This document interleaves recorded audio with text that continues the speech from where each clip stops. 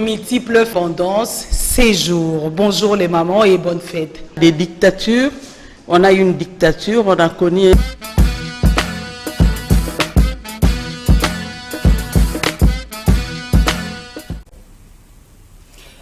30 juin 2019, journée commémorative du 59e anniversaire de l'accession à notre souveraineté nationale, mais malheureusement, elle est décrétée journée de méditation. De l'autre côté de la Mouka, une journée pacifique prévue pour cette même date. On en parlera tout à l'heure, très chers téléspectateurs. Bienvenue à votre émission Femmes aux multiples facettes. Merci, merci de votre fidélité, de nous recevoir chaque fois, chaque samedi à 17 h par les canaux de votre poste téléviseur. Aujourd'hui encore, je suis avec Maman Marie-Josée Bounsana, notre invitée principale. Elle est toujours là, elle est disponible pour cette émission.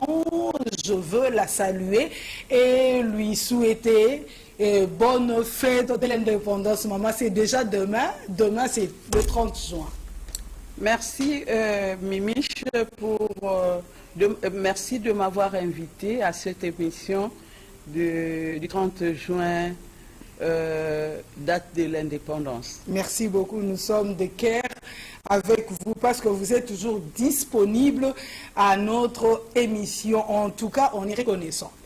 Maman, est-ce que les Congolais, nous, les Congolais, est-ce qu'on est obligé de fêter les 30 juin dans la méditation? Est-ce que c'est possible? Ben, en fait, moi, je pense qu'on ne fête pas dans la méditation. La fête, c'est la fête. Quand on dit qu'il y a fête, il y a fête. Il y a fête. Voilà. Il y a une célébration. Très bien. Et le pays devrait vibrer. Voilà, et surtout c'est 59. Comme ça se passe dans d'autres cieux. Quand nous apprenons quand c'est leur anniversaire de l'indépendance, même les ambassades ici vibrent.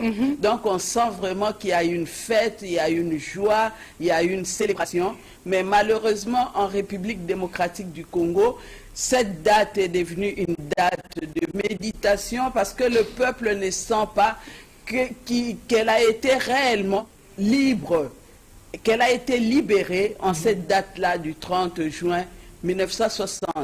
Le peuple continue à croupir, le peuple est maintenant, le peuple est dépendant, le peuple n'est pas indépendant. Seulement, c'est la formule qui a changé, les méthodes qui ont changé, mais le peuple congolais n'est pas indépendant parce qu'il n'est pas libre de ses mouvements, il n'est pas libre de ses actes, il y a des contraintes. Donc un peuple qui vit dans ces conditions-là, il lui est difficile de célébrer parce qu'on célèbre quelque chose qu'on vit. Et le peuple ne vit pas cette indépendance. Il est vraiment difficile à ce peuple de célébrer le 30 juin. C'est pour cela la date du 30 juin est devenue une date de méditation au lieu d'une date mémorable. Parce qu'il y a des mauvais souvenirs pour cette date-là. Nous avons cru quand les pères de l'indépendance avaient demandé l'indépendance, les pères de l'indépendance avaient une autre idée pour l'indépendance du Congo. Mais nos politiciens qui sont venus après, ils ont transformé l'indépendance, il y a eu la dictature, et maintenant la dictature, quoique cette dictature ne dit pas son nom, mais nous sentons que la dictature continue. Donc le peuple congolais n'est vraiment pas indépendant. C'est pour cela, quelqu'un qui n'est pas dans la joie, quelqu'un qui le ventre affamé, on dit n'a point d'oreille, quelqu'un qui n'a pas de travail, quelqu'un qui est contraint à beaucoup de choses. Donc ce peuple n'est pas indépendant. C'est pour cela nous remarquons qu'il n'y a vraiment pas la célébration et qu'il n'y a vraiment pas la joie. Ça fait 2 fois l'année passée, cette année aussi, toujours dans la méditation. Il n'y a pas la joie. Même les années passées, le peuple peut être célébré par naïveté. Le peuple, mais maintenant, le peuple est très mûr. Hein. Le peuple comprend mieux les choses et il suit ça de près. Comment on peut célébrer une journée quand on n'est pas libre réellement? On n'est pas libre. Et quand on choisit ses dirigeants, mais on proclame d'autres, comment le peuple peut célébrer son indépendance? Donc le peuple congolais ne se sent vraiment pas indépendant. C'est pour cela qu'il n'y a pas de célébration pour ça. Madame, hormis ce que vous venez de dire, que nous ne nous sentons pas, même que nous sommes indépendants, que nous sommes libres, mais le gouvernement ne pouvait pas faire quelque chose pour faire sentir ces peuples-là qu'il est libre depuis 59 ans. L'année prochaine, on va célébrer 60 ans, mais cette année, quand même, 59 ans, quand même, c'est trop. On peut fêter, hein? Même si pour ne pas attendre 60 ans. Le gouvernement ne pouvait pas faire quelque chose. Parce que même si le gouvernement n'est pas en place, mais le président de la République. Non, on ne parle pas de ce gouvernement qui devrait être mis en place. Mais le peuple n'est pas libre. La liberté, c'est quoi? La liberté quand on est capable de nourrir ses enfants. Quand on est capable de payer leur scolarité. La liberté quand on se promène, il n'y a pas de koulouna pour vous attaquer. La liberté quand chaque mois, tu as ton salaire. Voilà. C'est ce qui te donne la liberté, l'autonomie. Mais quand le peuple n'a pas de travail, il n'y a pas un emploi, nous avons des licenciés, des docteurs qui sont au chômage. Oui, ils ne sont pas libres. Ils ont des difficultés de nourrir leur famille. Ils ont des difficultés de payer les minervales de leurs enfants. Eux-mêmes, ils ont des difficultés pour leur propre vie, pour se nourrir, pour se vêtir, pour des soins médicaux.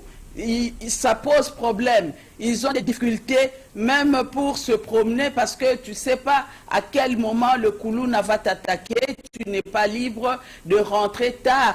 Tu vas à une fête, tu regardes la montre, tu dis je dois rentrer avant minuit parce qu'à minuit, même à 22 h dans d'autres quartiers, dès qu'il est 19 h, les gens... C'est compliqué. Oui, c'est compliqué, les gens ont peur de se promener. Les gens ne sont pas libres. Et pendant que notre pays, on dit la République est libre, indépendant, nous avons l'indépendance, mais on n'a pas... totale. Oui, on n'a pas l'indépendance. Et pourtant, pendant sous quand on avait encore, quand on n'était pas encore indépendant, les gens étaient très libres, les gens avaient un emploi décent, un salaire décent, il y avait des soins médicaux gratuits, donc... mais maintenant, ça devient un peu compliqué. Et comment on peut parler de l'indépendance pendant que les dirigeants de ce pays, ceux qui sont aux commandes, la situation de la population ne leur concerne pas. C'est seulement ils s'occupent de leur ventre, de leur famille rapprochée, même pas la famille éloignée, c'est seulement de leur poche, de leurs épouses et de leurs concubines. Donc vous voyez un peu la situation dans laquelle nous vivons dans cette République démocratique du Congo. C'est vraiment difficile pour que les gens ne sont pas libres, il n'y a pas la joie. Même quand vous regardez les figures des gens, vous voyez vraiment que les gens sont crispés, les gens sont crispés, les gens sont tristes, les gens vraiment... Oui, le lendemain est incertain, donc les gens ne savent pas ce qui peut arriver demain. Est-ce que... c'est vraiment compliqué, donc c'est difficile pour nous de célébrer la journée du 30 juin. Il y a même des gens qui disent, mais comme quelqu'un avait dit que maudit le jour où je suis né. C'est pour cela, vous de la Mouka, vous allez fêter à votre manière en organisant une marche pacifique. Mais maman Buntsana, vous de la Mouka, mais le gouverneur n'a pas donné son aval. Hein? Comment vous allez faire on ne demande pas l'autorisation au gouverneur. C'est lui le patron de la ville. Oui, le gouverneur Ngobila, vraiment nous voulons attirer son attention. Et les textes disent dans la Constitution, on n'a pas à demander l'autorisation, mais informer. Si on a écrit au gouverneur, c'est pour l'informer et que le gouverneur devrait encadrer cette marche. C'est ce que le gouverneur doit faire. Le gouverneur ne peut pas interdire aux gens qui sont libres, soi-disant indépendants, de marcher. Parce que le 30 juin, chacun la célèbre à sa manière. Il évite tout simplement le dérapage. Nous voulons célébrer cette journée, chacun la célèbre à sa manière. Voilà. Et nous voulons la célébrer en marchant. C'est notre façon de communiquer, c'est notre façon, c'est notre expression pour dire que nous voulons réellement l'indépendance. Nous voulons réellement être libres. C'est pour cela que nous avons, nos leaders ont dit, ce jour-là, nous allons marcher pour exprimer notre mécontentement parce que ce jour-là devrait être une journée de célébration pour la liberté, pour la paix, pour la vraie démocratie dans notre pays. Mais cette journée n'est pas telle qu'on l'a souhaité. C'est pour cela que nous allons marcher. Marcher, c'est notre expression. On ne peut pas nous empêcher de nous exprimer parce que c'est notre droit en tant que citoyen de ce pays et le gouverneur n'a pas à nous interdire ou nous autoriser. Lui, on l'a informé que nous allons marcher. Son problème, lui, il devrait seulement prendre acte que la Mouka va marcher parce que ce sont des fils et filles de la République démocratique du Congo qui sont censés être libres, surtout que c'est une journée de la liberté de l'indépendance. Nous allons marcher et c'est notre expression parce que nous n'avons pas d'autre voix. C'est seulement la marche, c'est seulement la parole, mais nous avons dit que ce jour-là sera une journée de marche. Mais madame, ça sera sans encadrement parce que lui, le maître de la villa interdit, ça sera sans encadrement. Vous allez marcher comme ça, il n'y a pas de policiers, mais ce sera de la débandade, madame. Ne vous en faites pas, ces policiers-là, peut-être, deux fois, ce sont eux qui provoquent la population. Donc, ça, nous serons calmes. Oui, quand il n'y a pas de population, nous allons marcher calmement. Mais quand il y a la police, des fois, nous provoque aussi. C'est ça qui crée des incidents. Mais si la police veut venir, la police, elle est là pour les citoyens, surtout pour nous, les civils. C'est ça le travail de la police. Encadrer les civils, pour les protéger avec leurs biens. Si la police dit qu'il ne viendra pas nous encadrer parce que le gouverneur de la ville est contre notre marche, ben là, tant pis. Mais nous allons marcher. Nous allons marcher parce que nous avons droit à marcher, nous avons droit à nous exprimer.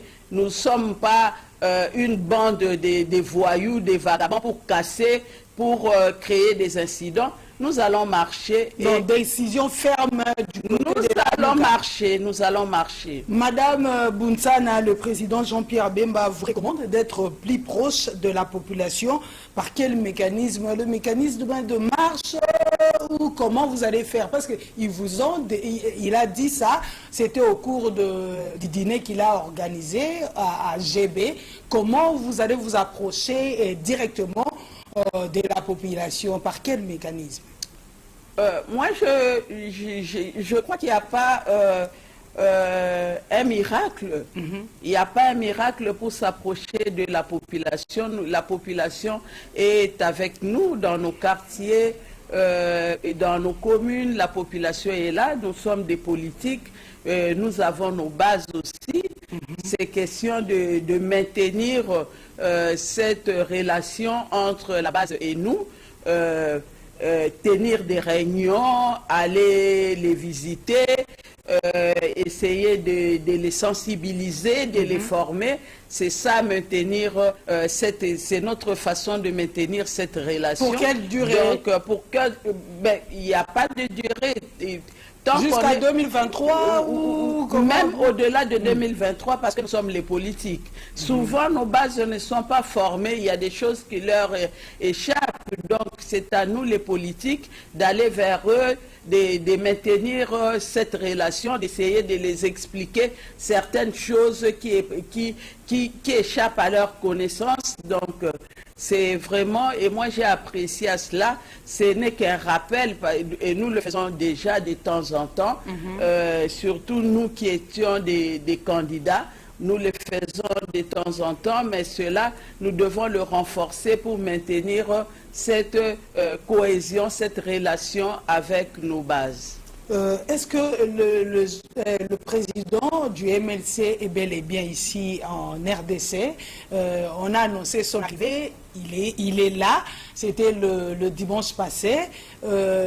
Les moments forts, est-ce que vous pouvez expliquer un peu à la population les moments forts de cette journée-là? Il a été à l'aéroport, il a marché, il a fait un meeting. C'était quoi les moments forts de cette journée-là?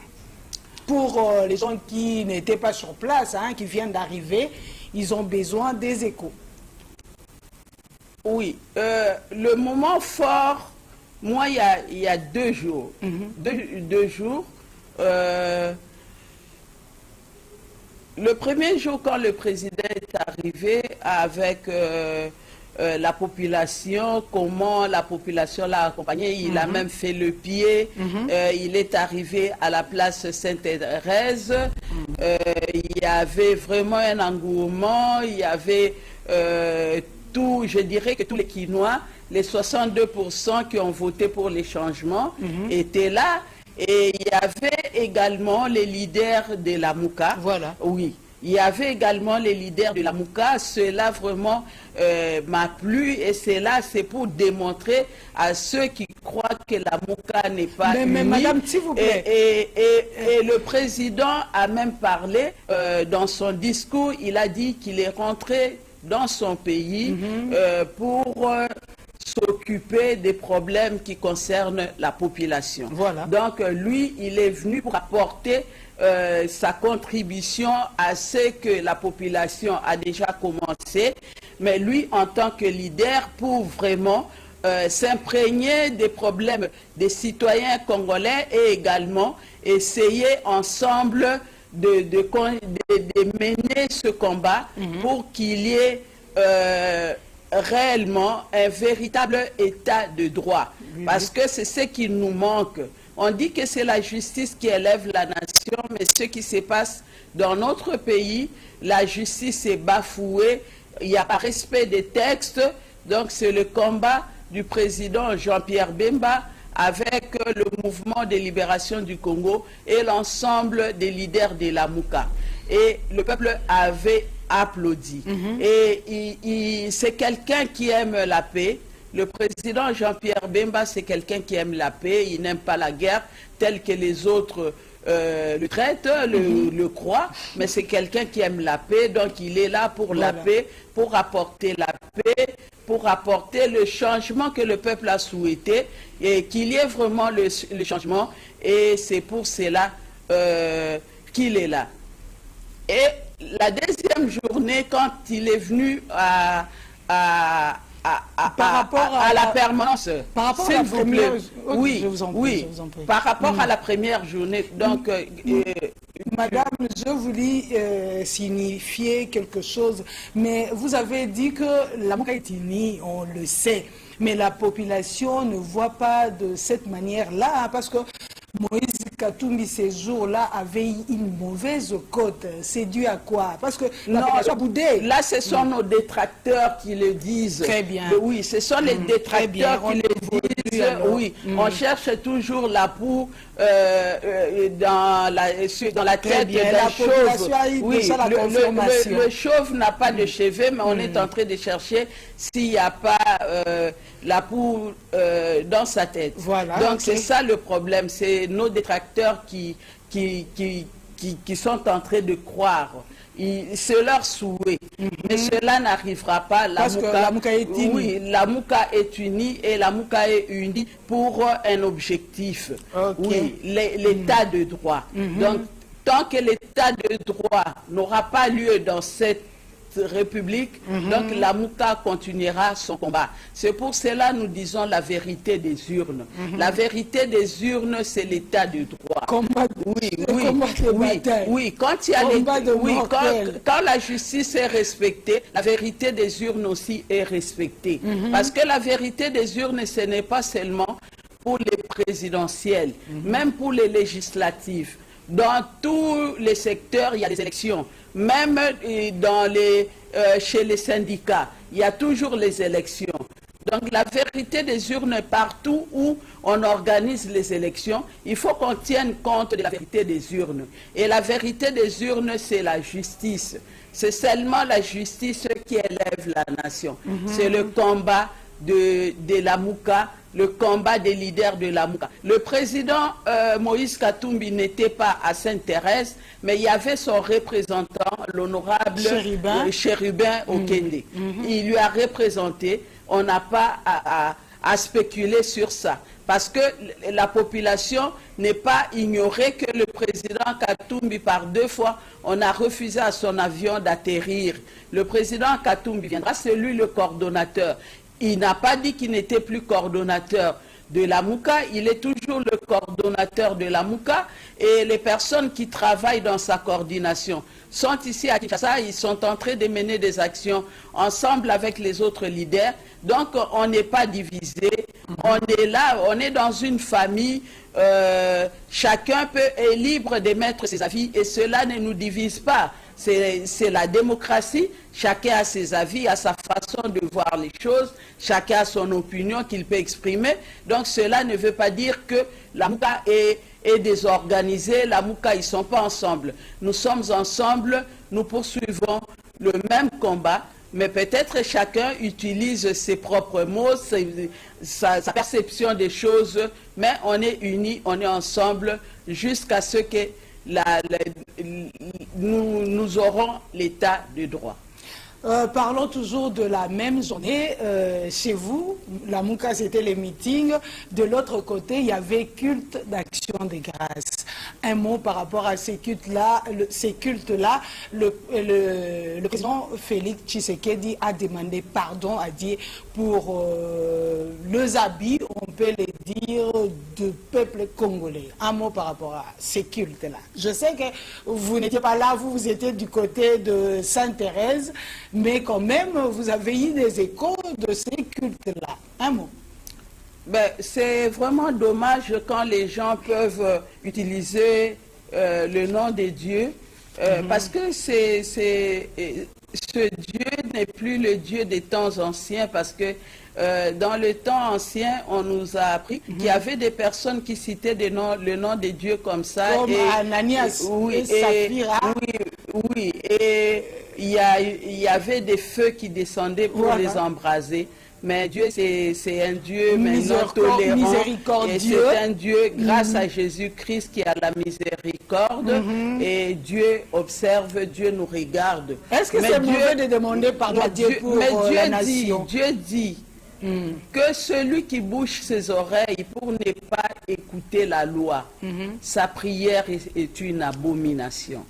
Donc on peut beau prier, mais si on n'a pas écouté la loi de Dieu demande la justice, la loi de Dieu demande le respect, la loi de Dieu demande l'amour des autres, la loi de Dieu demande le partage équitable, la loi de Dieu nous demande de ne pas voler, de ne pas mentir, mais quand nous accédons aux fonctions par le mensonge, quand nous trichons, moi je crois que là devient une abomination. Et là, on a enfreint les lois de l'Éternel. Et si nous entrons aux lois des pays également, nous avons notre constitution que nous n'avons pas respectée parce que la constitution décrit la manière d'accéder au poste de responsabilité. Mais si cette manière-là n'a pas été respectée, donc notre prière devient une abomination. Selon vous, qu'est-ce qu'on devait faire? S'il te plaît, la repentance, la sincère repentance. Moi, je crois la sincère repentance, demander pardon et réparer. On ne peut pas demander pardon quand qui manquait la réparation. il faut réparer. On ne peut pas demander pardon, on vole quelque chose et on va demander pardon. Non, il faut restituer la chose volée.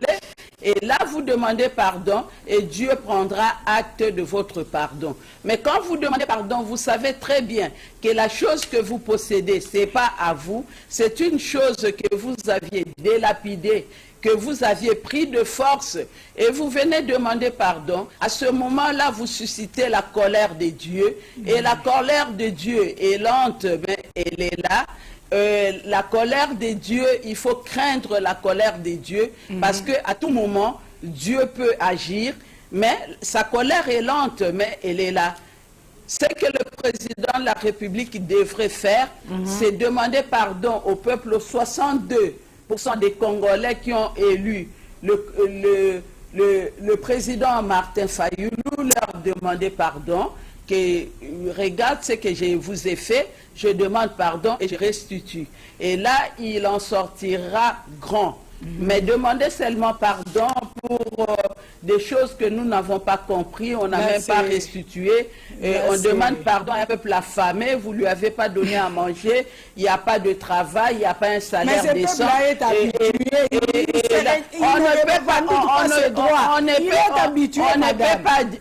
On ne peut pas s'habituer à la misère. Revendiquer, justement, c'est pour cela l'AMOUC organise des marches. Mais venez aussi, pour que cette population, la population vous appelle de venir pour que cette population, oui, c'est le seul moyen que le peuple a de revendiquer ses droits. On ne peut pas empêcher à un peuple de s'exprimer, de revendiquer ses droits, même si on est gouverneur de la ville de Kinshasa, même si on est président de la République. Donc, on est tous libres devant la loi. On est libres. Alors, personne ne peut empêcher l'autre de poser des actes concernant sa liberté. Madame, demander pardon, c'est reparer. Madame, essaie un peu de suivre cette analyse. Le deuil du fait Etienne Tshisekedi, on évalue, hein, le dépense, c'était au moins 2 millions, quelque chose. 2 millions, c'est que j'avais dit. Non, non, c'est pas 10 c'est trop. C'est 2 millions, quelque chose. Le kit pour la nation, environ 700 000 $. Et l'actualité pour le moment, la réhabilitation du palais présidentiel. Là, on parle de 180 millions, quelque chose, euros. À qui profitent ces dépenses, madame? Essayons un peu de réfléchir dans 6 mois. Beaucoup de dépenses comme ça, le peuple croupit dans le misère. À qui profitent ces dépenses, madame? Ben, dans quelques minutes, parce qu'on arrive à la fin. Ces dépenses ne profitent qu'aux initiateurs de ces projets. Ces dépenses ne profitent pas au peuple congolais. Ce sont des dépenses qui profitent aux initiateurs du projet. C'est leur façon de... C'est leur façon de voler l'argent de l'État. Donc, ils doivent monter des projets comme ça. Pour des projets que la population ne peut pas suivre, des projets qui ne sont pas comptabilisés, pour pouvoir garnir leurs poches. Donc ce sont des projets qui profitent aux initiateurs. Là-dedans, il n'y a même pas de projet pour le social du Congolais. On ne parle même pas, parce que le défunt Papa Tshisekedi nous a laissé un ordre, il nous a dit le peuple d'abord. Il faut suivre ces mots d'ordre. Oui, c'est vraiment un mot d'ordre. C'est que notre papa nous a légué, le peuple d'abord. À chaque fois que nous voulons poser des actes, nous devons penser au peuple d'abord. Étant parents dans la maison, si vous voulez poser un acte, les enfants d'abord. Donc là, c'est vraiment un testament du président Tshisekedi, mais malheureusement, ceux qui se disent de son obédience ne le suivent pas, et c'est dommage pour le peuple congolais.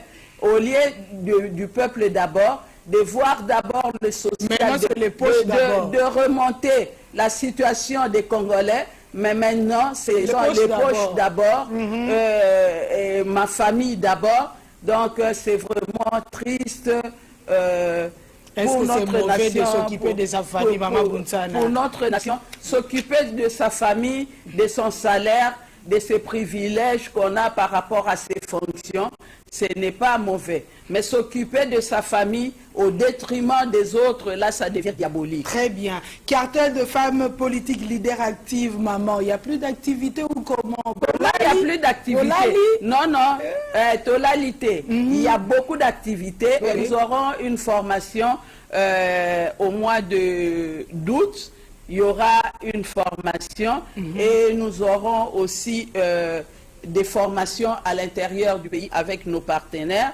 Et il nous reste seulement à fixer les dates parce qu'au mois de juillet, c'est un mois qui est un peu trop serré pour les autres. On a beaucoup d'activités sur place. C'est ce qui a fait que nous ne puissions pas nous déplacer. Nous avons demandé aux partenaires ces déplacements. Nous pouvons les faire au mois d'août et au mois de septembre. Donc le cartel est là, le cartel vit. Nous tenons chaque mois nos réunions du comité exécutif. Donc nous sommes là, nous vivons. Nous sommes des femmes très actives. Nous sommes dans nos partis politiques. C'est pour cela. Nous demandons au Premier ministre de prendre en compte nos membres, les femmes du cartel qui sont dans FCC et dans CACH. Ces femmes, nous devons voir leur nom sur les listes des prochains ministres. Parce que ce sont des femmes qui ont été de femmes formées. comme Madame Marie-Josée Bounsana, très efficace. Oui, mais moi je ne suis pas malheureusement de CACH. Oui, moi je ne suis pas de CACH ni du FCC. Je ne peux pas devenir ministre dans ce gouvernement. Non, non, il y a des imprévus. Oui, il y a des imprévus. Mais les autres femmes qui sont dans leur parti politique comme l'UNC, AFDC, nous avons des femmes membres du cartel, des femmes très compétentes. On ne peut pas citer leur nom ici, mais les présidents de ces partis connaissent très bien ces femmes. Ces femmes ont été formées, ce sont des femmes universitaires, ce sont des femmes très compétentes, très actives dans les partis politiques. Quand ils vont choisir des ministres, il faut qu'on prenne ces femmes aussi en compte. On ne doit pas exclure les femmes, il ne faut pas utiliser les femmes pour accéder au poste de commandement. Et quand on y est, on oublie qu'avec ces femmes-là, on a mené des actions. Maman Liliane Bemba est ici en RDC. Est-ce qu'elle fait aussi partie du cartel? Elle est aussi femme leader, hein? Ou vous pouvez l'inviter en quelques secondes parce qu'on est là. Oui. Prochainement, quand nous aurons notre assemblée générale, si Maman Liliane sera à Kinshasa, parce que c'est une mère des familles, il y a d'autres enfants qui étudient encore. Elle peut être de l'autre côté pour suivre les études des enfants. Mais si elle est à Kinshasa, nous ne manquerons pas de l'inviter à notre prochaine assemblée générale parce qu'elle, c'est une femme modèle, c'est une femme exemplaire. C'est vraiment un repère pour les femmes congolaises, une femme qui a tenu son ménage 10 ans pendant que son mari était à la CPI. On n'a pas appris que Maman Liliane a été à gauche ou à droite. On n'a pas appris que Maman Liliane était dans les couloirs de Matongé à Bruxelles. Maman Liliane a conservé l'unité de la famille. Maman Liliane s'est respectée. Maman Liliane a attendu son mari. Donc c'est vraiment une femme modèle. Elle est modèle pour nous. C'est une femme leader et nous la félicitons. Maman, beaucoup de fleurs là où tu es. Nous t'aimons notre maman parce que toi, tu fais notre joie, tu fais notre fierté, surtout nous les femmes du mouvement de libération du Congo. On dit que moi, si à Tongakambo Kate, mais vous aviez construite la famille. Nous sommes à la fin, réalisation de Doudou Montiri, Moron Zambé est avec moi, Alain Kabongo. Vraiment, nous vous disons bonne fête de l'indépendance. Au revoir et à très très bientôt. Je dis merci à Maman Bounsana. Maman, au revoir. Au revoir, Mémie. Merci. Merci à vous. Ciao, ciao. Très bientôt.